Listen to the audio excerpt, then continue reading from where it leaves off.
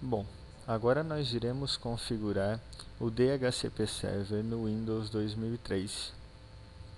No botão Iniciar, vamos acessar Painel de Controle, Adicionar e Remover Programas. Aqui iremos encontrar a opção Adicionar e Remover componentes do Windows. Ele vai abrir uma caixa de diálogo com as opções de softwares nativos do Windows 2003 Server. Muitos deles vêm desabilitado para customizar a instalação, que é o caso do DHCP Server. Selecionando aqui a opção Serviço de Rede, eu vou clicar em Detalhes e ele vai dar várias opções de pacotes. No caso, eu quero só o DHCP Server. Vou desmarcar os outros pacotes.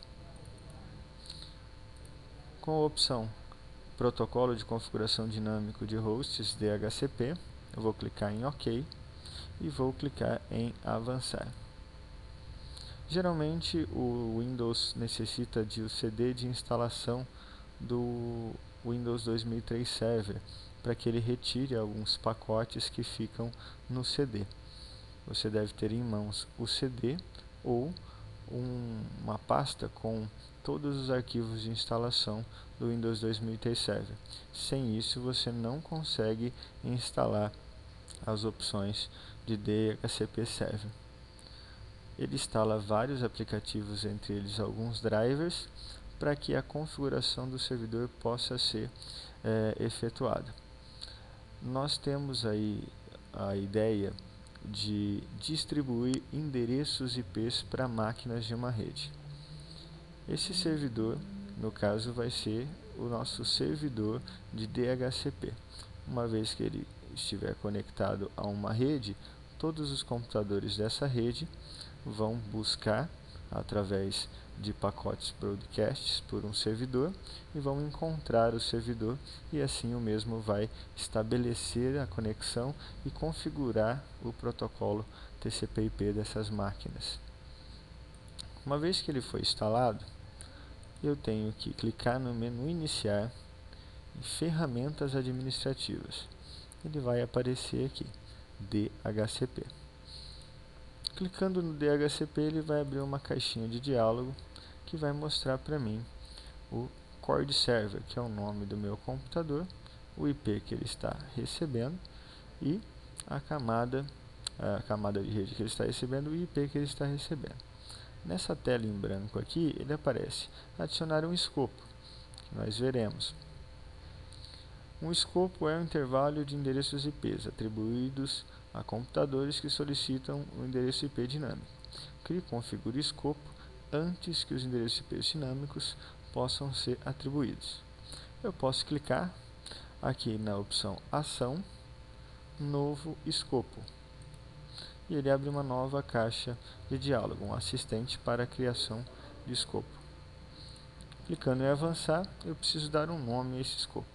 Aqui eu vou dar MC. A descrição pode ficar em branco. Se você quiser, pode colocar uma breve descrição. Escopo da Microcamp.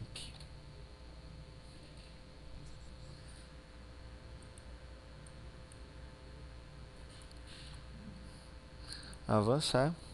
Aqui ele vai pedir o intervalo de IP inicial e o intervalo de IP final. No caso, como aprendemos aí a configurar ou como configurar um intervalo de IPs, eu posso jogar uma classe C de IPs do protocolo TCP/IP. Ela consiste em iniciar todos os IPs com o número 192 e na segunda camada o número 168. No nosso caso aqui, a terceira camada eu vou usar o IP 10, para que a gente não entre em conflito com a nossa rede. Aqui, no final, eu vou colocar o 2. Depois eu vou falar o porquê que eu coloquei o 2. O IP final também começa com 92.168.10.50. No caso aqui, eu vou do número 2 até o 50. Lembrando que o número 2 também é contado. Então, eu tenho 51 números, porque ele vai contar do 2 até o 50. Porém, o 2 também vai ser o número. Ele não vai contar a partir do 2, ou seja, 3, 4, 5. Ele vai contar 2, 3, 4, 5. Então, a gente vai ver que a gente vai ter 51 computadores que podem receber automaticamente esses IPs na rede. O comprimento da rede é uma regra de restrição de acesso. Isso vai ficar para um próximo tutorial. Mas, dependendo da classe que você disponibiliza, ele já dá o comprimento adequado. Eu posso clicar em avançar. Aqui ele vai falar das exclusões. As exclusões de IP são algumas faixas de IP que eu quero deixar reservada, ou seja, os computadores não receberão os endereços ou o intervalo de endereços IP que eu determinar nessa opção. No caso, eu vou fazer uma exclusão 192.168.10 a partir do IP 15 até 192.168.10.20. Isso significa que ele vai atribuir 16 IPs. Perdão, 6 IPs. 15, 16, 17, 18, 19 e 20. Eu vou clicar em adicionar. Esses IPs não serão distribuídos, serão reservados. Eu vou clicar em avançar.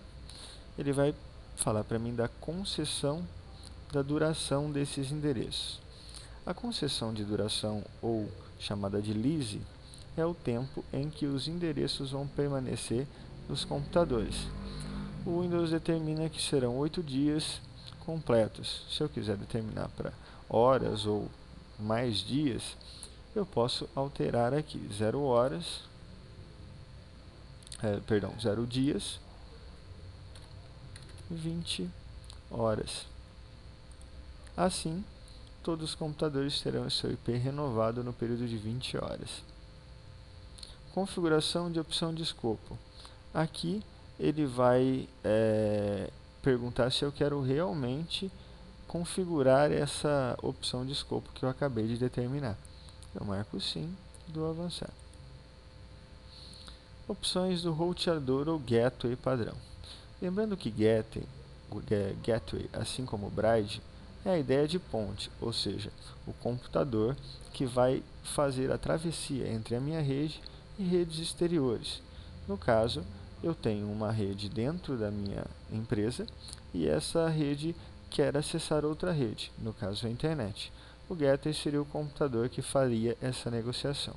É importante que eu determine um endereço IP do próprio servidor de DHCP.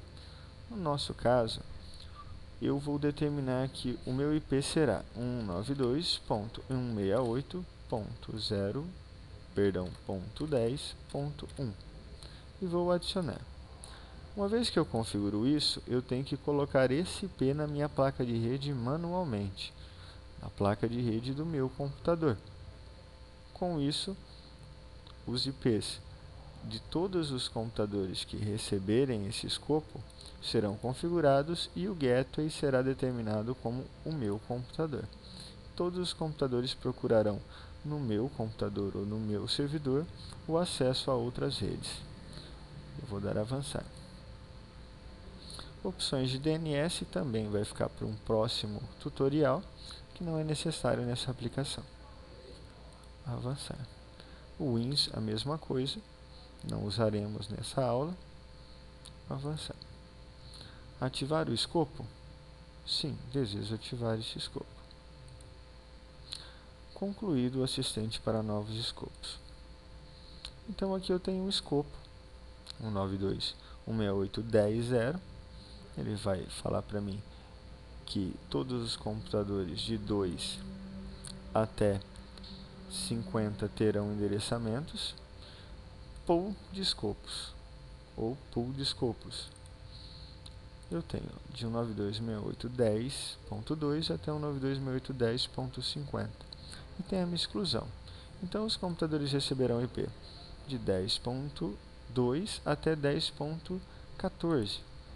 De 10.15 a 10.20 será isolado, os computadores não receberão esse IP e depois pularão para 10.21 até 10.50. ok? O último passo agora é trocar o endereço de IP do meu computador. Eu vou fechar aqui e vou abrir o menu Iniciar, painel de controle, na opção Conexões de rede.